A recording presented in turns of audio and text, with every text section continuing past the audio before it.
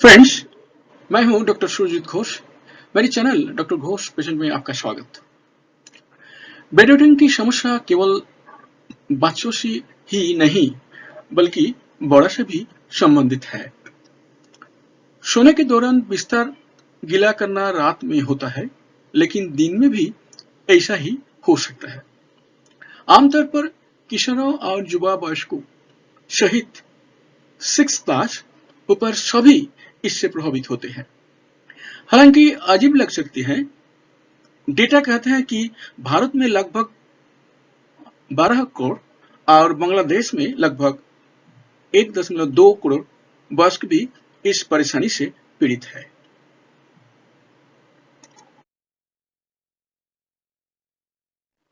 विश्व bed wetting day के poster में कहा गया कि बेड वेटिंग अपराध नहीं है, ये कई अन्यों की तरह एक बीमारी है जिसको इलाज किया जा सकता है और होनी भी चाहिए।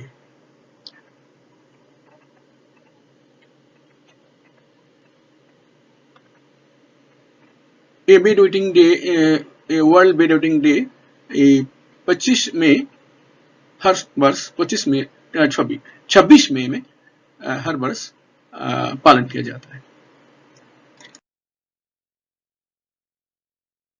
इस मामले में दुनिया के विशेषज्ञों का कहना है कि इस बीमारी से बच्चे की आत्मसम्मान, भावनात्मक कल्याण, स्कूल प्रदर्शन तथा सामाजिक व्यवहार बुरी तरह प्रभावित हो सकता है।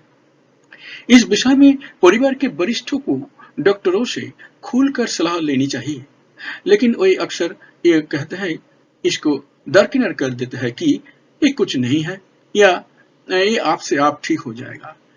यही है विश्व वेटिंग डे की योजना का महत्व।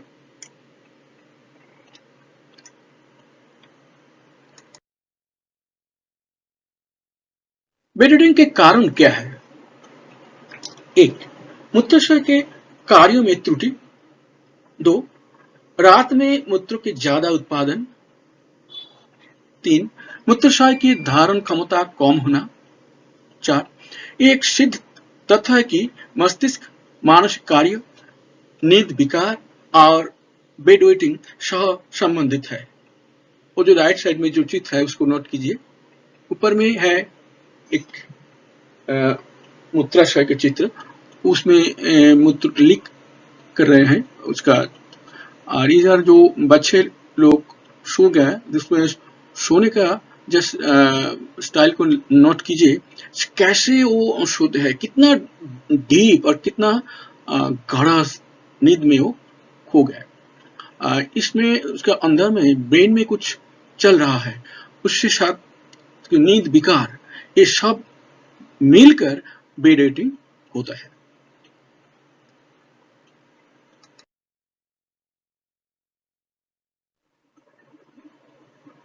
5. अति सक्रिय मूत्राशय। 6. मल धारण के असमर्थता या कब्ज। कब्ज के कारण जो मूलाधार में जो ज्यादा मल हो गया, उसके प्रेशर से भी यूरिन लीक कर सकते हैं, क्योंकि मूत्राशय और मलाशय वो पास पास है।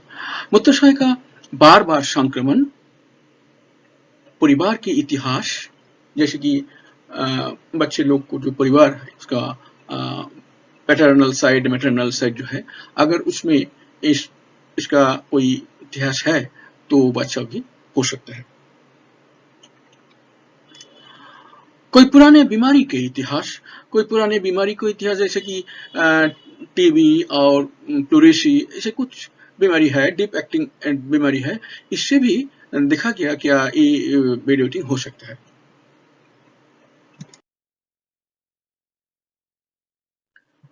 10. उच्च तनाव और शंका। 11. नींद की गोलियां और दिल या हाई बीपी के दवाएं, इससे भी हो सकता है। ज्यादा खाने के बाद ये साइड इफेक्ट में हो जाता है। ज्यादा शराब और कॉफी, इससे भी हो सकता है। मनोवैज्ञानिक रोगों की कुछ दवाएं जैसे क्लोजापेन,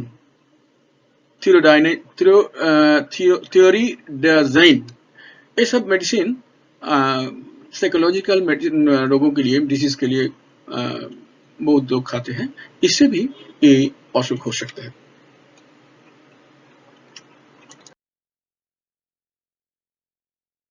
रोकथाम और उपचार कैसे होते हैं?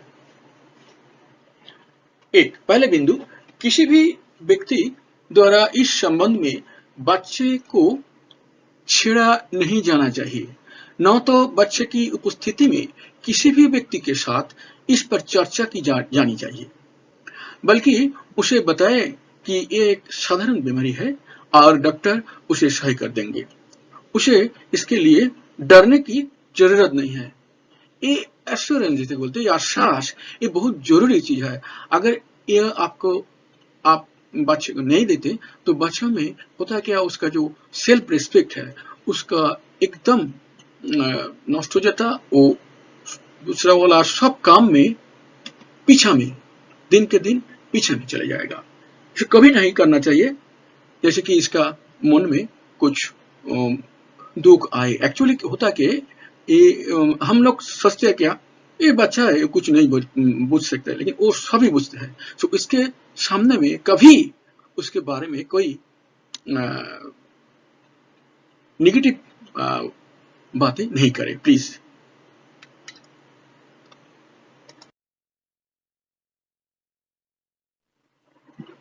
शाम से बच्चे को पेशाब के लिए टॉयलेट जाने को अभ्यास कराएं।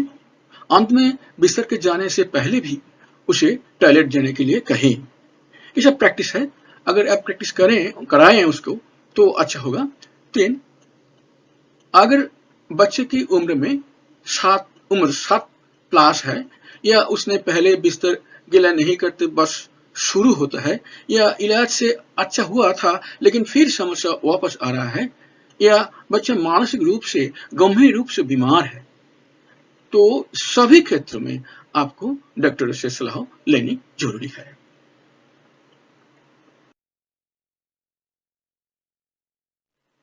अब कुछ होम्योपैथिक दवाएं और उनके लक्षणों के बारे में चर्चा की जाएगी।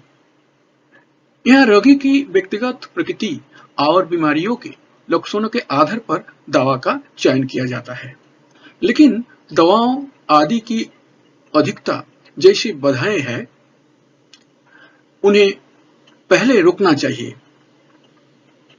क्योंकि ये सब चीज ऑब्स्टेकल्स टू क्योर है। सर्जरी के साथ एनाटॉमिकल समस्या निपटना चाहिए। अगर केस का सर्जरी का है तो इसमें होम्योपैथिक काम नहीं ज्यादा होगा। शुद्ध कार्यात्मक फंक्शनल बीमारियों, जो फंक्शनल जो डिजीज है, इसका इलाज होमियो दवा से होता है। दवा की शक्ति, मात्रा और दुर्लभ रोग की स्थिति पर निर्भर है। आपके डॉक्टर से सलाह बिना दवा लेना सख्त मना है। ये नोट कीजिए, ये जो डिजीज, जो दवा के नाम इधर हम देते हैं, आप इसे लेने के आगे एकदम आपका जो पर्सनल डॉक्टर है उससे सलाह करके लीजिए। इसको डिस्क्लेमर बाहर में दीजिए। अगर इसके बाद लेने के बाद आपका कुछ ट्रबल होगा तो इसके लिए आप ही जिम्मेदार होगा। Don't do this, please. You just consult your doctor, then you take these medicines. एक, कष्टिकाम। मरीज बहुत सहानुभूतिपूर्ण, अकेले बिस्तर में लेट नहीं सकते। बिस्तर गीला कर देता नींद के पहले 1-2 घंटे में। समस्या की शुरू कोई शल्य चिकित्सा के बाद हुआ। नोट कीजिए, ये जो मेडिसिन है, ये मेडिसिन कवर करते हैं 2 तरह का डिजीज, 2 तरह का सिम्टम। एक है मरीज का पर्सनल सिम्टम्स, जैसे कि वो बहुत सहानुभूतिपूर्ण है, वो अकेला लेट नहीं सकते हैं, ये सब उसका पर्सनल सिम्टम है। और ये बिस्तर गीला करते पहले, नींद के पहले ही, ये उसका डिजीज का सिम्टम है। सो 2 सिम्टम मिलकर ये मेडिसिन सिलेक्ट होते हैं। कुछ पेशेंट का सिम्टम, ओन सिम्टम्स, उसका पर्सनल सिम्टम्स, कुछ डिजीज का सिम्टम। कभी कभी ये भी हो सकता है उसका डिजीज का symptom should not be considered, उसका कोई प्रयोजन ही नहीं होगा अगर उसका जो पर्सनल सिम्टम्स है, जो सब्जेक्टिव सिम्टम है, वो ज्यादा महत्वपूर्ण है। अगर वो मिल जाएगा तो उसका डिजीज ऑटोमेटिकली क्योर हो जाएगा। 2, इग्नासिया अमारा, मरीज बहुत शर्मिला, अकेला रहना पसंद करता है, मामूली कारण से आहत हो जाता है, फटकर के बाद बिस्तर चले गए और उसे गीला कर दिया। मूत्र पानी जैसे मीन्स एकदम वाटर, कोई बदबू ही नहीं है, देखने भी पानी, और पानी के अभी ज्यादा भी होता। 3. सीपिया, मरीज बहुत अभिमानी, बिस्तर गीला कर देते हैं नींद के शुरू में। ये सेम सिम्टम कुछ होता है, एक ही सिम्टम 2-3 दाग में हो सकते हैं। मूत्र बदबूदार है, बार बार मूत्र के आग्रह आते हैं।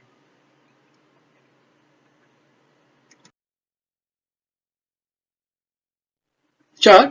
कॉर्निया मैकुलेटम, बिस्तर पर लेटने या पार्श्व परिवर्तन के बाद सिर का चक्कर आते हैं, मरीज डरपोक है, अकेला नहीं रह सकती, पेशाब रोक रोक कर करते हैं। 5. सीना, मरीज मीठा पसंद करते हैं, भूख ज्यादा है, आंखों के चारों ओर काला घेरा, मूत्र सफेद या छायादार। अगर मूत्र एक कांच पात्रों की कलेक्ट करते हैं तब देख सकते हैं कि इसका जो मूत्र है वो सफेद टाइप का क्लाउडी है, छायादार। जेलसिमियम, मरीज डरपोक है, सदा ही निद्रालु, शरीर के अंग सदा ही कांपते हैं।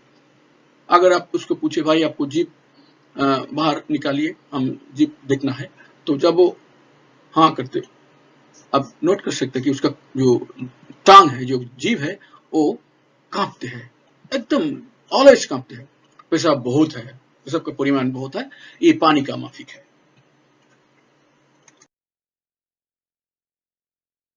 ट्यूबरकुलिनम एक मिरेकल ड्रग है। परिवार में टीबी का इतिहास होना चाहिए।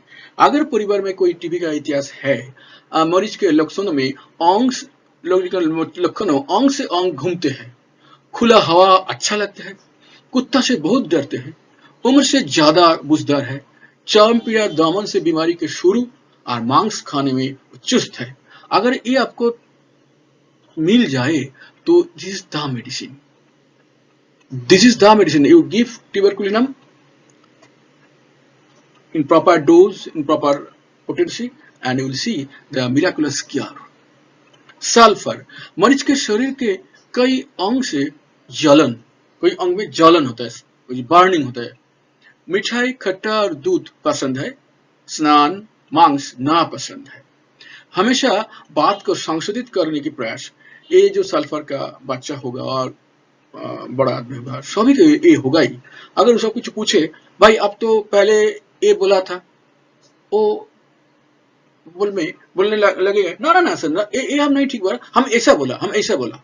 और तीसरी बार अब 10 मिनट के बाद तीसरी बार पूछे, आप ऐसा बोला ना था, फिर भी वो उसको संशोधित कर, ना हम ऐसा नहीं पूछ रहा, हम ऐसा बोला था। ये जो मॉडिफिकेशन है, modifying tendency of the words, ये सल्फर रोगी का एक पॉइंटिंग सिम्टम्स है। पेशाब में बदबू होता है, चर्म पीड़ा दामन के इतिहास यहाँ भी आते रहते हैं। इसके साथ ये वीडियो समाप्त हो जाता है। आपको देखने के लिए, सुनने के लिए बहुत सारा धन्यवाद। फिर हम मिलेंगे दूसरे वीडियो पर।